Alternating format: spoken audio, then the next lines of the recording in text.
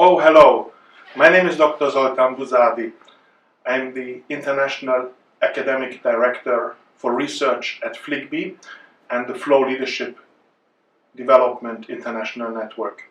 Today we have a very special guest in our conversations about how to use FLIGBY in academia, and it is Corey Ames, who just completed his thesis and research around applications of FLIGBY as a conductor in the musical world, and we're going to ask him about his impressions. A special interesting feature is that he's currently teacher in Lake Forest College, close to Chicago, where the late Professor Mihai Csikszentmihalyi has also had his own first teaching assignment. What a coincidence. Let's hear what he has got to say to us. Hi Corey, so congratulations to your thesis and the EdD degree. Can you tell us and tell me a little bit about your professional interests and this somewhat unusual degree, please? Yeah, I currently work as a full-time middle school band director in the state of Illinois in the United States, and I recently did some research with FLIGBY to look at how a conductor leads musicians and incorporates flow within rehearsal elements. And I looked at the FLIGBY data to kind of find some correlations with business managers and millennials specifically. And as a conductor, we are all very curious. Who's your favorite conductor? Can you tell us about that?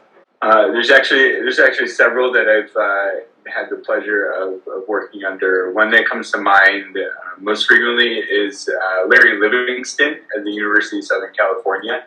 I had the pleasure of working under his baton at the Interlochen Arts Academy for summer camp, and there have been probably 2 or 3 experiences in performance and rehearsal with him where I remember specifically as a musician, as a young clarinet player, going into a really deep flow state, and always, looking back to those moments throughout my career to try to influence my own students to have those same moments with flow. So Larry Livingston is definitely someone that comes to mind. Can you tell us more about your flow state as a conductor, specific situation, how you experienced it? How do you know that you were in flow? One of the most talked about experiences is a sense of timelessness. So there's almost a moment as a musician where you no longer feel like you're yourself. You feel like you're just a part of the instrument of the symphony or the orchestra. And by the time the performance is over, it feels like an entire set of hours has gone by, but it's really only been a matter of minutes. And so that feeling of really high excitement, of just really being in the moment, that's something that sticks with a lot of musicians, I think. And it's not as frequently talked about, and there's not as much empirical evidence out there of the experience, but I think it's something that musicians specifically share consistently throughout their careers. Aha. Well, flow is something around having a goal which you want to achieve and attain. Tell us, as a conductor, what is this goal? Is it to put your musicians, the orchestra, into flow? Do you want to put the audience into flow? Or do you really want to transcend and pass on this musical creation and interpret the wishes and the ideas of the composer, rather? So where is this flow direction? What is the goal of it? I think it varies depending on the conductor. For me personally, the more I experience flow, the more interested I am in taking the ability of musicians, their strengths, fostering that growth with them to feel that autonomy to create something unique, but also to impact the audience. I think one of my most profound moments is about actually 26 years ago, almost to the day. I was probably 10 or 11 years old, and I played clarinet at my grandfather's funeral.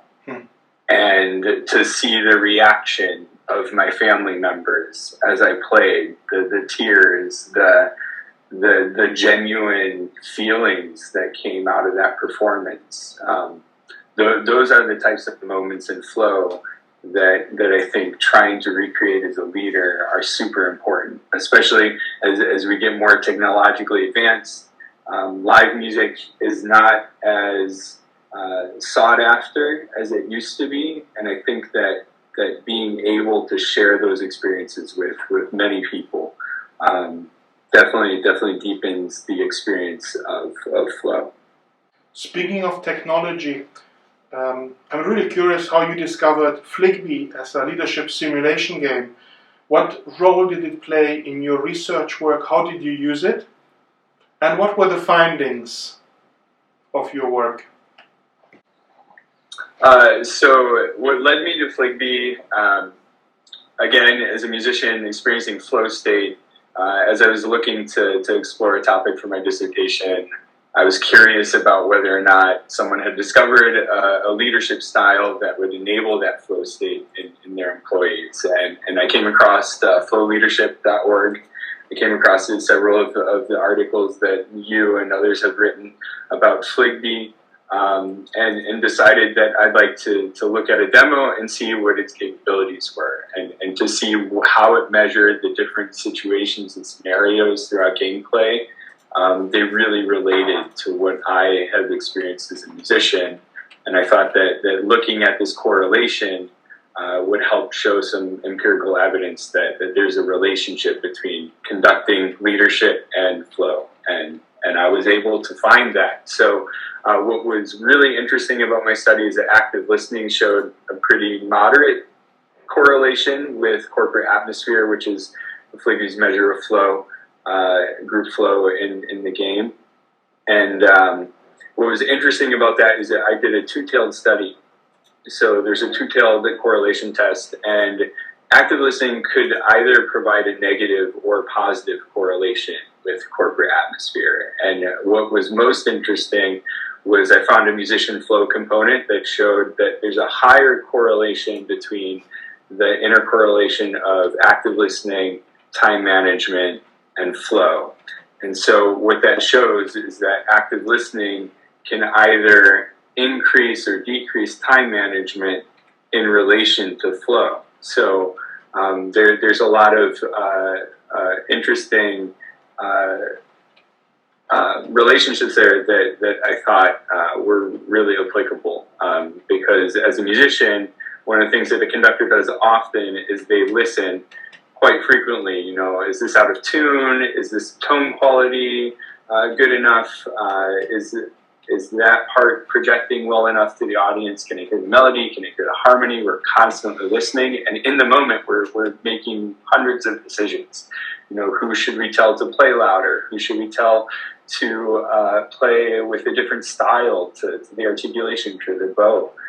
So all of those things come into play, and I know that the conductors that I've been under that are able to do that better have created some of my most memorable performances, and also win awards for their work. So that's what led me to this study, the FLIGBY, and also what I found in my research.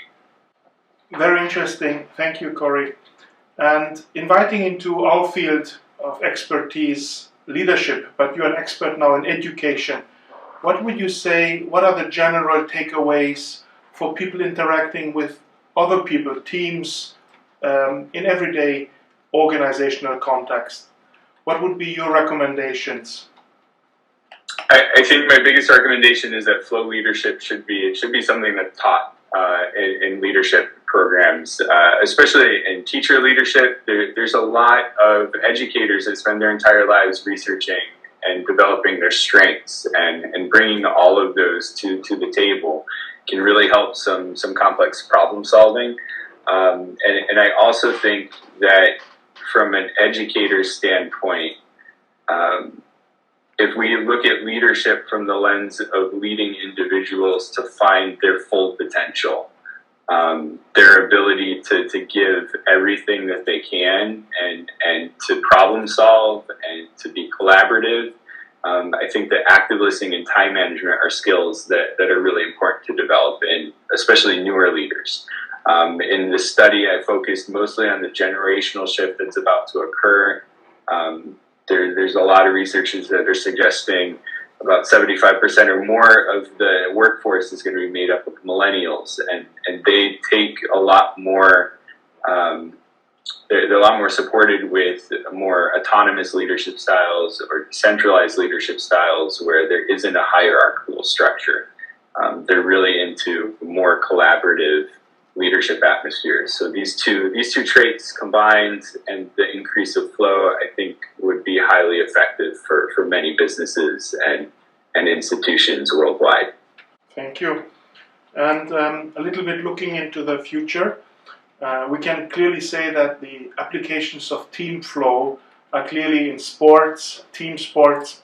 You mentioned pedagogy, education, and organizations. And if we go back on your professional track, what are your personal ambitions and plans as a professional educator now?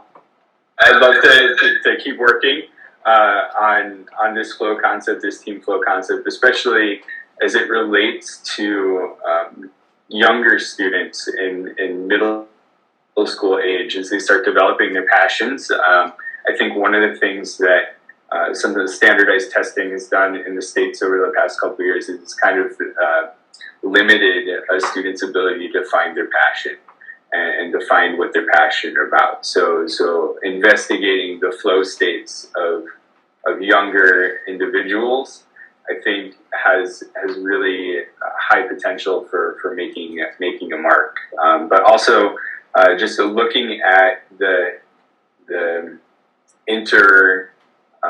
field relationship between musicians, the business world, I think that we're seeing a lot more need for these types of leadership styles to come into play.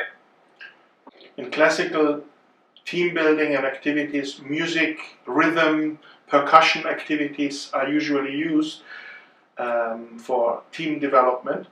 What are your impressions about using FLIGBY and simulation games in your educational context of music education?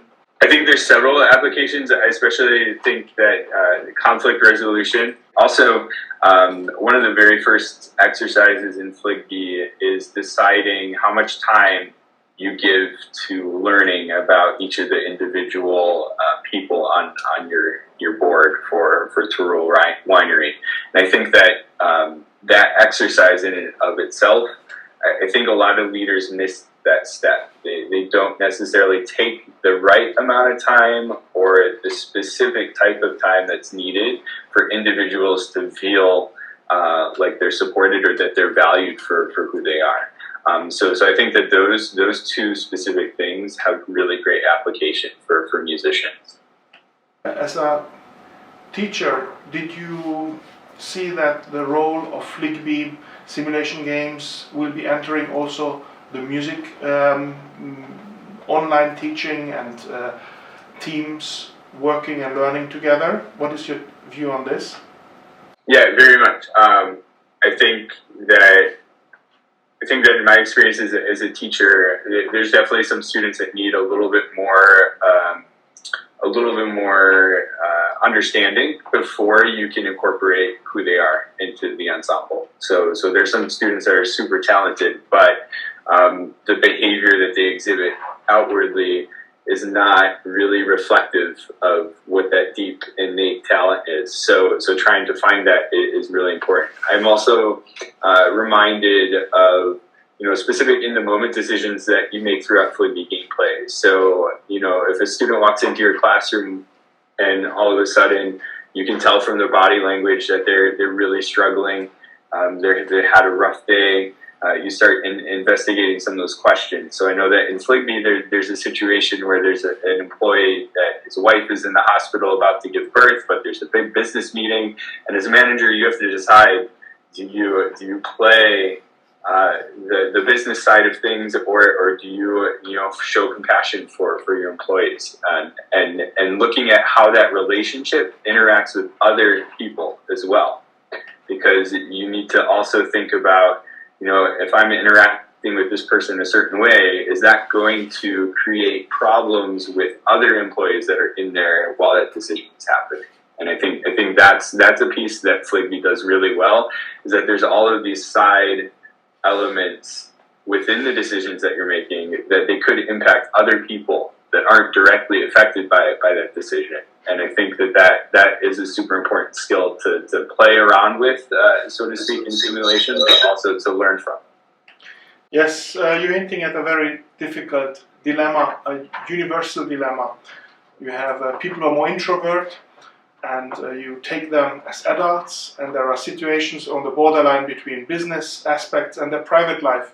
Should you intervene and be better and be paternalistic and send them off, or should you actually trust that they can take the decision themselves? So personality and decisions are very important complicators of good leadership in many contexts.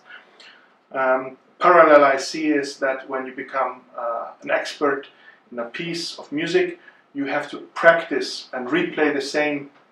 And the parallel is that in FLIGBY you also have, as a learner, possibilities to replay unlimited time until you really feel that you're confident with that leadership situation. So that's an interesting pedagogical and music education parallel between what we have. Well, Corey, I'm very happy and thankful to you that you have shared your new insights on this research, your thesis, to which I congratulate to you once again. To the viewers of this video and report, I would like to mention that you have also published blog entries where people can read more on the flowleadership.org page. And anybody interested in these topics can reach out and connect with us again. Thank you, Corey. Thank you, dear viewers. May the flow be with you. Greetings. Bye-bye. Bye-bye. Thanks, Zoltan.